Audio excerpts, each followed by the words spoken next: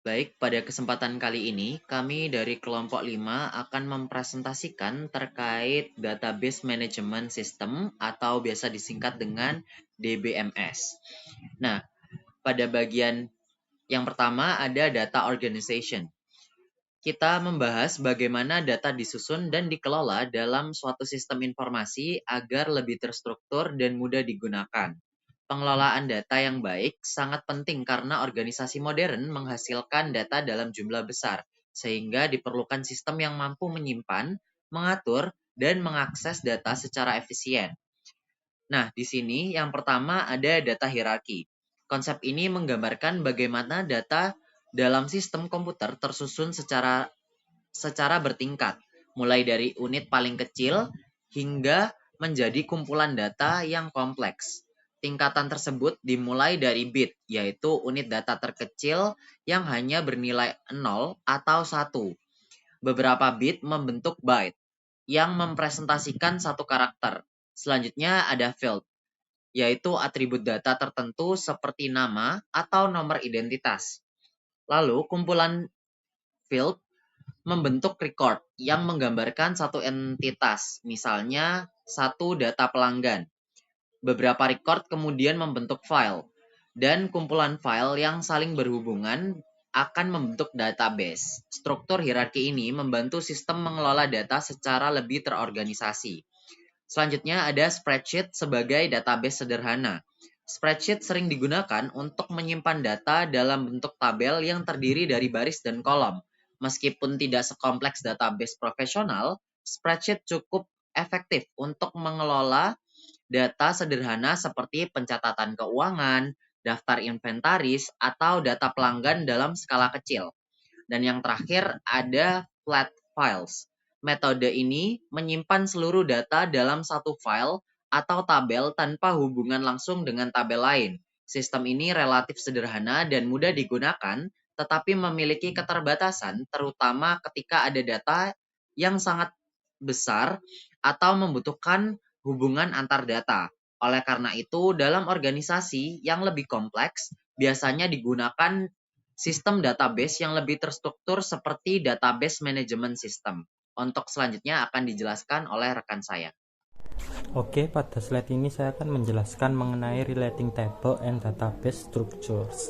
Database itu digunakan untuk menyimpan dan mengelola data secara terstruktur agar informasi dapat diakses dengan mudah. Dalam pengelolaannya, tabel-tabel dalam database dapat saling dihubungkan agar data lebih terorganisasi dan tidak terjadi duplikasi. Selain itu, terdapat beberapa model struktur database yang digunakan untuk menggambarkan hubungan antar data dalam sistem informasi. Terdapat 5. Yang pertama ada relating tables, yaitu proses menghubungkan beberapa tabel menggunakan primary key dan foreign key. Selanjutnya ada database struktur, cara atau model dalam mengorganisasi dan menyimpan data ke dalam database. Yang ketiga ada hierarki database struktur data. Juga keempat ada network database struktur data yang memungkinkan hubungan lebih fleksibel. Dan yang kelima ada relational database struktur, yaitu data disimpan dalam tabel-tabel yang saling berhubungan. Terima kasih. Baik, pada kesempatan kali ini izinkan saya menjelaskan terkait dengan beberapa materi.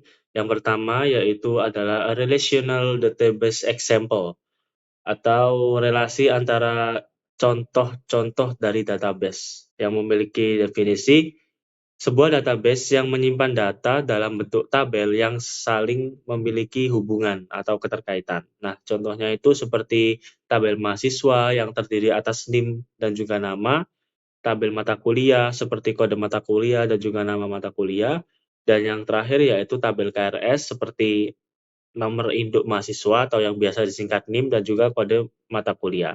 Nah, selanjutnya ada the schedule database, yaitu database yang digunakan untuk menyimpan dan juga mengatur terkait dengan data jadwal kegiatan. Nah, contohnya itu seperti jadwal mata kuliah yang biasanya mungkin kita sudah sering bertemu dalam keseharian. Jadwal kuliah hari Senin jam 8 sampai pukul berapa, mata kuliah sistem informasi dengan keterangan ruang berapa dan juga dosen siapa. Pada slide ini saya menjelaskan terkait dengan the database concept atau konsep dari database itu sendiri, memiliki definisi yang merupakan kumpulan data yang tersusun secara sistematis dan juga dapat diakses serta dikelola dengan mudah. Nah, untuk contohnya yaitu seperti database perpustakaan yang memiliki penjabaran seperti data buku dan juga anggota dari perpustakaan itu sendiri. Dan juga database kampus terkait dengan database mahasiswa dan juga database terkait dengan dosen. Selanjutnya yaitu terkait dengan creating a database, yaitu proses pembuatan database dimulai dari perencanaan hingga implementasi. Nah, contoh dari creating a database ini yaitu membuat database penjualan seperti tabel produk, tabel pelanggan, dan juga tabel transaksi. Untuk next slide akan dijelaskan oleh rekan saya. Terima kasih. Baik, pada slide ini saya akan membahas mengenai data modeling teknik. Nah, pengertian dari itu adalah metode yang digunakan untuk merancang struktur data dalam sistem informasi agar dapat disimpan, diolah, dan digunakan secara efektif. Nah, ini ada dua jenis. Yang pertama ada Entity Relationship Diagram atau ERD, yang dimana digunakan untuk memodelkan hubungan antar data dalam database. Tujuannya adalah menunjukkan entitas atau objek data, menunjukkan atribut data entitas, dan menunjukkan hubungan antara entitas, dan ini contohnya kayak entitas mahasiswa, dosen, dan mata kuliah. Jenis yang kedua adalah class diagram. Class diagram ini digunakan dalam pemodelan sistem berbasis objek untuk menggambarkan struktur sistem, yaitu menunjukkan class dalam sistem, menunjukkan atribut dan metode, dan menunjukkan hubungan antar kelas. Nah, tujuan dari data modeling adalah mengkoordinasi data secara sistematis, mempermudah pengembangan database, dan mengurangi kesalahan dalam pengolahan data. Selanjutnya ada using the database. Using the database adalah proses menggunakan database untuk menyimpan, mengelola, dan mengambil data yang dibutuhkan oleh organisasi. Fungsinya apa? Yang pertama, penyimpanan data secara terstruktur. Kedua, pengolahan data untuk menghasilkan informasi. Ketiga, pengambilan data atau query sesuai kebutuhan pengguna. Dan menjamin keamanan dan integritas data. Manfaatnya tentunya mempermudah untuk mengakses informasi, mengurangi duplikasi data, mendukung pengambilan keputusan dalam organisasi, dan meningkatkan efisiensi sistem informasi. Untuk selanjutnya akan dijelaskan oleh rekan saya. Baik saja, yaitu terkait reports and forms. Nah, di sini tuh ada 3 bentuk. Nah, yang pertama itu ada formulir. Nah, dia itu sebuah formulir antarmuka yang memungkinkan pengguna untuk berinteraksi langsung dengan basis data, baik untuk menambah, mengubah, ataupun menghapus dari data-data yang ada. Dan formulir ini hanya menampilkan satu rekaman dalam satu waktu. Nah, fitur utamanya itu ada beberapa, yaitu yang pertama ada navigasi, yang dia itu berpindah antar rekaman menggunakan tombol navigasi. Yang kedua ada validasi akurasi, yang mana sistem ini dapat menolak input yang tidak sesuai aturan field. Yang ketiga ada filter, yang membatasi rekaman yang ditampilkan berdasarkan kriteria tertentu. Yang keempat ada subform, yang menampilkan data dari tabel terkait dalam satu layar yang sama. Dan terakhir ada drop-down menu yang menjaga konsistensi data agar tidak terjadi salah ketik. Nah, ada laporan atau reports. Di sini tuh adalah sebuah hasil agregasi data dari satu atau lebih tabel yang disajikan dalam format yang memudahkan untuk pengambilan keputusan. Nah, dia itu berbeda dengan formulir karena laporan itu bersifat hanya membaca dan juga dapat menggabungkan data dari banyak tabel sekaligus. Laporan itu dibuat dengan menampilkan rekaman yang memiliki data lengkap di semua level tabel. Nah, lalu ada queries atau query by example. Nah, dia itu query sendiri merupakan permintaan kepada basis data untuk menampilkan rekaman tertentu sesuai dengan kriteria yang ditetapkan pengguna. Nah, kalau query by example-nya, dia itu sebuah antarmuka visual yang memungkinkan pengguna untuk membuat query tanpa harus menulis kode. Nah, dia itu cukup untuk mengisi formulir standar yang disediakan oleh sistem. Selanjutnya di sini ada beberapa, ada record in tables dan juga elite. Di sini tergantung sama penggunaan dari masing-masing. Oke, next slide ada structured query language atau bisa disingkat dengan SQL. Nah, dia itu sebuah bahasa pemrograman standar yang digunakan oleh sistem manajemen basis data rasional untuk menjalankan seluruh operasi berbasis data. Nah, mulai dari pengambilan data, penambahan, pengubahan, hingga juga penghapusan.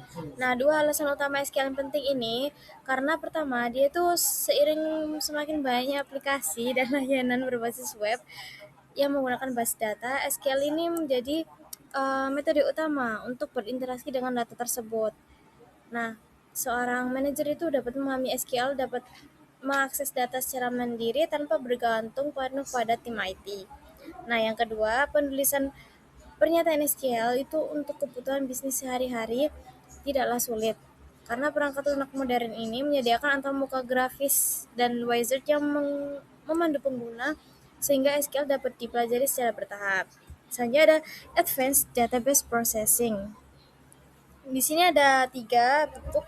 Nah, kita akan membahas yang pertama terlebih dahulu, yaitu OLAP atau Online Analytical Processing, yaitu sebuah fitur analisis data yang memungkinkan pengguna itu untuk melakukan tabulasi silang atau melihat data dari berbagai dimensi secara bersamaan.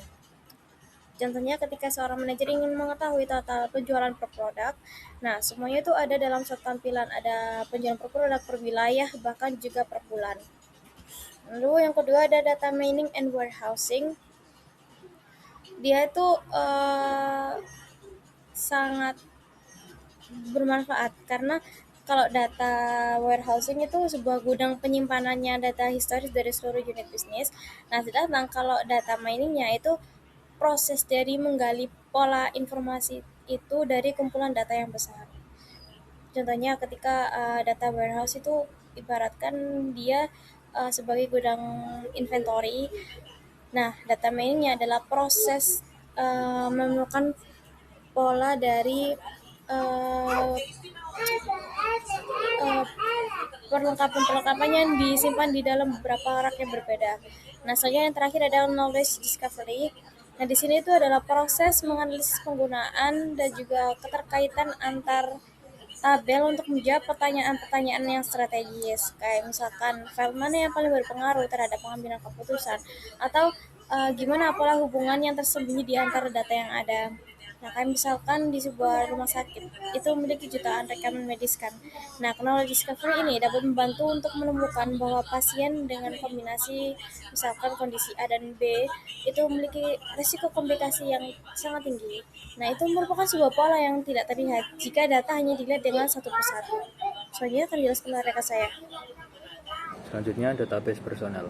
Administrator basis data memiliki tanggung jawab teknis maupun manajerial atas sumber daya basis data. Programmer basis data dimintai untuk membuat kode komputer pemrosesan data yang efisien.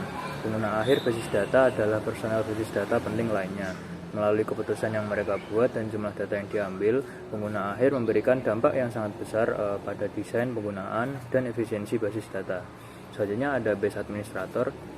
Spesialis informasi yang ahli dalam mengembangkan, menyediakan, dan mengamankan basis data adalah administrator basis data. Administrator basis data ini mengawasi seluruh aktivitas basis data. Mereka harus memiliki keahlian manajerial maupun keahlian teknis yang tinggi. Tugas-tugas database administrator ini dibagi menjadi 4. Yang pertama ada perencanaan basis data, mencakup bekerja dengan manajer-manajer area bisnis dalam mendefinisikan kebutuhan data perusahaan. DBA ini memainkan peran penting dalam memiliki peranti keras dan peranti lunak sistem manajemen basis data. Yang kedua ada implementasi basis data, terdiri atas pembuatan basis data untuk mengikuti spesifikasi dari sistem manajemen basis data yang dipilih. Yang ketiga ada operasi basis data, meliputi penawaran program-program pendidikan bagi para pengguna basis data dan memberikan bantuan jika dibutuhkan. Yang keempat ada keamanan basis data, meliputi pengawasan aktivitas basis data. Selain itu, manajemen basis data memastikan basis data tetap aman di suatu lingkungan bisnis. Dan ada database programmer. Programmer basis data ini menunjukkan spesialisasi dan seleksi tingkat tinggi. seringkali memilih lebih banyak pengalaman dan pelatihan daripada programmer lain yang dimiliki perusahaan. Salah satu alasannya itu adalah bahwa basis data merupakan pusat penyimpanan fakta bagi perusahaan. Jika terjadi kesalahan pemrograman di dalam basis data, maka konsekuensinya akan dapat dirasakan oleh pengguna dalam jumlah yang sangat besar. Karena alasan ini, perusahaan menginginkan para programmer basis datanya dipilih dari personel paling ahli yang tersedia. Nah, oke, di slide kali ini kita membahas mengenai end user dalam sistem database. Jadi end user ini tuh merupakan pihak penting yang berinteraksi langsung dengan database untuk menghasilkan laporan, melakukan pencarian data, serta mendukung pengambilan keputusan. Nah, perkembangan sistem manajemen database yang semakin mudah untuk digunakan ini, itu memungkinkan pengguna mengakses data tanpa harus mengetahui bahasa pemrograman seperti SQL. Nah, namun kemudahan ini itu juga meningkatkan resiko kesalahan karena sistem sering membuat asumsi terhadap kebutuhan penggunanya. Nah, jika penggunanya tidak paham atau tidak memahami cara bekerjanya dan asumsi tersebut, otomatis informasi yang dihasilkan ini tuh bisa tidak sesuai dengan kebutuhan yang diperlukan pengguna. Oleh karena itu, pelatihan bagi pengguna itu tetap diperlukan agar database ini dapat dimanfaatkan secara optimal sebagai dasar pengambilan keputusan nantinya. Oke, untuk materi selanjutnya kita membahas mengenai putting database management system in perspective atau menempatkan sistem manajemen basis data dalam perspektif. Jadi sistem manajemen basis data ini itu memungkinkan pembuatan database-nya, mengelola isinya, serta penyebaran data ke banyak pengguna tanpa perlu pemrograman yang relatif mahal. Nah, kemudahan penggunaannya ini membuat manajer dan staff dapat mengakses data hanya dengan pelatihan sederhana saja. Namun kita kembali lagi, setiap teknologi informasi itu pasti punya kelebihan dan keunggulannya masing-masing. Jadi di sini yang pertama kita membahas mengenai keunggulan DBMS-nya sendiri. Yang pertama ada mengurangi redundasi data, jadi data itu menjadi lebih sedikit duplikasinya karena tidak disimpan terpisah di setiap aplikasi. Jadi data yang sama ini tuh digunakan untuk menghubungkan antar tabelnya. Yang kedua ada mencapai independensi data, jadi data itu disimpan di database bukan di program. Nah, jadi jika ada perubahan struktur data cukup dilakukan sekali tanpa mengubah banyak program. Yang ketiga ada mengambil data dan informasi dengan cepat. Jadi data ini tuh bisa diambil dalam hitungan detik atau menit menggunakan SQL atau QBE tanpa perlu membuat program khusus seperti di COBOL atau Java. Nah, selanjutnya ada meningkatkan keamanan. Jadi DBMS ini tuh menyediakan berbagai perlindungan seperti password, lalu direktori pengguna, dan enkripsi sehingga data itu bakal lebih aman. Selanjutnya kita membahas mengenai kelemahannya di DBMS ini. Yang pertama itu memerlukan perangkat lunak yang mahal. Jadi DBMS ini tuh bisa mahal terutama untuk sistem yang besar. Jadi meskipun biayanya ini terus menurun seiring waktu, tapi tetap memerlukan perangkat lunak yang memadai dan itu bisa dibilang relatif mahal. Nah, selanjutnya ada memerlukan perangkat keras yang besar. Jadi semakin banyak penggunanya, maka semakin besar juga kebutuhan sumber daya komputer DBMS ini. Yang terakhir ada memerlukan staff DBA. Jadi DBMS ini itu membutuhkan tenaga ahli seperti administrasi database agar digunakan secara maksimal. Karena kalau belum melewati pelatihan, otomatis seperti yang pertama tadi, takutnya pengguna itu tidak mengerti apa yang akan disampaikan atau bahasa pemrogramannya seperti itu. Baik, di sini saya akan mempresentasikan sebuah studi kasus yang sangat relevan dengan materi kali ini, yaitu Database Management System. Jadi untuk latar belakang dari kasus ini sendiri, yaitu pada tahun 2024, komunitas keamanan cyber Indonesia dihebohkan oleh dugaan kebocoran data yang cukup masif, yaitu sekitar 6 juta data nomor pokok wajib pajak atau yang biasa kita kenal sebagai NPWP, yang diduga berhasil diakses secara ilegal dari sistem basis data perpajakan pemerintah Indonesia. Yang lebih mengkhawatirkannya, data tersebut kemudian dijual secara terbuka di sebuah forum peretasan bernama Bridge Forums. Jadi forum ini merupakan salah satu platform underground yang dikenal sebagai tempat jual beli data curian dari berbagai negara. Kasus ini dianggap sangat serius karena bukanlah insiden yang berdiri sendiri. Jadi berdasarkan catatan dari JDIH Sekretariat Jenderal DPR RI, Indonesia telah mencatat lebih dari 111 kasus kebocoran data sejak tahun 2019 hingga 2024, yang artinya rata-rata hampir 20 kasus per tahun. Nah, hal ini menunjukkan bahwa keamanan database di Indonesia masih menjadi isu yang sangat kritis yang perlu mendapat perhatian serius. Nah, apa saja dampak yang ditimbulkan dari kebocoran data seperti ini? Setidaknya ada 3 dampak besar yang perlu kita perhatikan. Yang pertama yaitu penyalahgunaan identitas. Data NPWP yang bocor dapat disalahgunakan oleh pihak yang tidak bertanggung jawab untuk melakukan penipuan perpajakan, membuka rekening bank secara ilegal atas nama korban, sehingga mengajukan pinjaman online menggunakan identitas orang lain. Dan korban tidak bisa menyadari bahwa identitasnya sudah digunakan tanpa izin. Dampak yang kedua yaitu kerugian ekonomi. Nah, dari sisi finansial, IBM Security Report 2024 mencatat bahwa rata-rata kerugian akibat satu insiden kebocoran data di kawasan Asia Tenggara mencapai sekitar 3,32 juta dolar Amerika Serikat. Yang angka ini belum termasuk biaya pemulihan sistem, biaya hukum, maupun kerugian reputasi jangka panjang. Lalu dampak yang ketiga yaitu hilangnya kepercayaan publik. Nah, dampak yang seringkali paling sulit diukur namun paling berdampak jangka panjang adalah hilangnya kepercayaan masyarakat. Yang ketika data kependudukan atau perpajakan bocor, masyarakat menjadi ragu terhadap kemampuan pemerintah atau lembaga digital dalam menjaga keamanan data mereka. Yang kepercayaan yang hilang ini jauh lebih sulit dipulihkan dibandingkan kerugian finansial.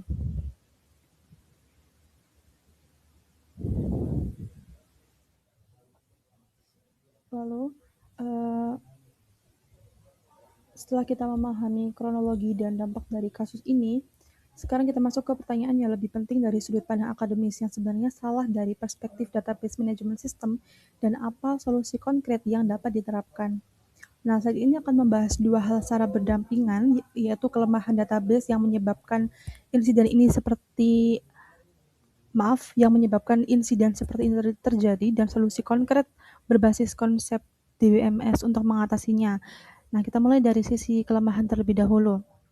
Kelemahan pertama adalah lemahnya kontrol terhadap akses masuk ke dalam sistem database. Dalam konsep DBMS, setiap akses ke database seharusnya melalui mekanisme autentikasi yang ketat. Namun, pada banyak kasus, sistem masih rentan terhadap serangan seperti SQL injection, pencurian kredensial atau credential theft, serta ancaman dari dalam organisasi sendiri yang disebut insider access. Nah, SQL injection ini misalnya adalah teknik serangan di mana penyerang menyisipkan perintah SQL berbahaya ke dalam form input yang kemudian dieksekusi oleh database server, yang memungkinkan penyerang mengakses, memodifikasi, bahkan menghapus data. Lalu kelemahan yang kedua, berkaitan dengan konsep user management dalam DBMS, sistem database yang aman seharusnya menerapkan prinsip least privilege, artinya setiap pengguna hanya mendapatkan akses yang benar-benar diperlukan untuk pekerjaannya. Namun dalam kenyataannya, banyak sistem yang memberikan akses terlalu luas kepada banyak pengguna tanpa penerapan role-based access control atau RBAC yang memadai. Yang akibatnya, jika hanya satu akun berhasil diretas, penyerang bisa langsung mendapatkan akses ke seluruh database. Kelemahan ketiga adalah minimnya implementasi enkripsi. Dalam prinsip keamanan database modern, data harus dienkripsi dalam dua kondisi, yaitu saat disimpan di server dan saat dikirimkan melalui jaringan. Jika enkripsi tidak diterapkan, maka meskipun penyerang berhasil menembus server, data yang mereka dapatkan seharusnya tidak bisa dibaca karena sudah terenkripsi. Tanpa enkripsi, data langsung terbaca begitu server berhasil diakses. Nah, setelah kita memahami kelemahan-kelemahan tersebut, sekarang kita bahas solusi-solusi yang relevan dari perspektif database management system. Solusi yang pertama adalah implementasi enkripsi secara menyeluruh atau yang dikenal sebagai enkripsi end-to-end. Standar yang direkomendasikan adalah algoritma AES 256, yaitu Advanced Encryption Standard dengan panjang kunci 256 bit, yang hingga saat ini dianggap sebagai salah satu standar enkripsi terkuat. Nah, selain itu, seluruh transmisi data harus menggunakan SSL atau TLS, yaitu Secure Sockets Layer atau Transport Layer Security. untuk melindungi data yang berpindah melalui jaringan. Dengan penerapan enkripsi ini, meskipun penyerang berhasil mencuri data, mereka tidak akan bisa membacanya tanpa kunci enkripsi yang benar. Lalu solusi yang kedua adalah penerapan sistem Role-Based Access Control atau RBAC. Dalam sistem ini, hak akses pengguna ditentukan berdasarkan peran atau role mereka dalam organisasi, bukan diberikan secara individual. Sebagai contoh yang sederhana, seorang administrator mendapatkan akses penuh ke seluruh database. Seorang petugas pajak hanya dapat mengakses data yang relevan dengan tugasnya. Sementara pengguna umum sama sekali tidak dapat melihat data sensitif.